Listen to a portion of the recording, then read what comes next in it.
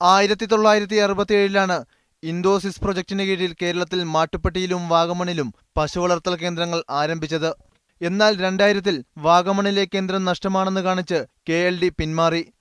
തുടർന്ന് അഗ്രികൾച്ചർ യൂണിവേഴ്സിറ്റിയും യൂണിവേഴ്സിറ്റിയിലെ വകുപ്പ് വിഭജനത്തെ തുടർന്ന് 2011-ൽ പൂക്കോട് ആസ്ഥാനമായ വെറ്റിനറി ആൻഡ് ആനിമൽ സയൻസ് യൂണിവേഴ്സിറ്റിയും ബേസ് ഫാം ഏറ്റെടുത്തു.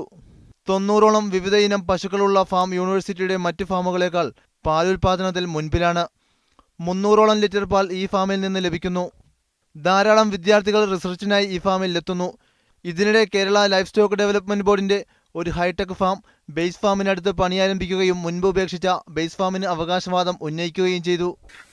ഇവിടെ ശക്തമായിട്ട് ആവശ്യപ്പെടുന്നത് ഈ കോലാലമേട്ടിൽ തന്നെ ഈ വെറ്റിനറി യൂണിവേഴ്സിറ്റിയുടെ ഈ ബേസ് ഫാമും ഹൈടെക് ഡയറി ഫാമും രണ്ടും കൂടെ സ്ഥിതി ചെയ്ത് പോകണമെന്നാണ് ഞങ്ങൾ താല്പര്യപ്പെടുന്നത്. അടുത്ത വർഷം ഹൈടെക് ഫാം തുറക്കുമ്പോൾ അതിനു സമീപമുള്ള ഫാമിന്റെ പ്രവർത്തനം നിർത്തേണ്ടി വരുമെന്നാണ് അറിയിച്ചിട്ടുള്ളത്. ഇതോടെ ബേസ് ഫാമിലെ 30ഓളം താൽക്കാലിക ജീവനക്കാരുടെ ജോലി പ്രതിസന്ധിയിലാകും. ഫാം ഇവിടെ നിർത്തലാക്കുന്നതിനോട് നാട്ടുകാർക്കും താൽപര്യമില്ല. സമരസമിതി രൂപീകരിച്ച് സമരപരിപാടികൾ ആരംഭിക്കാനാണ് ജീവനക്കാരുടെയും നാട്ടുകാരുടെയും തീരുമാനം.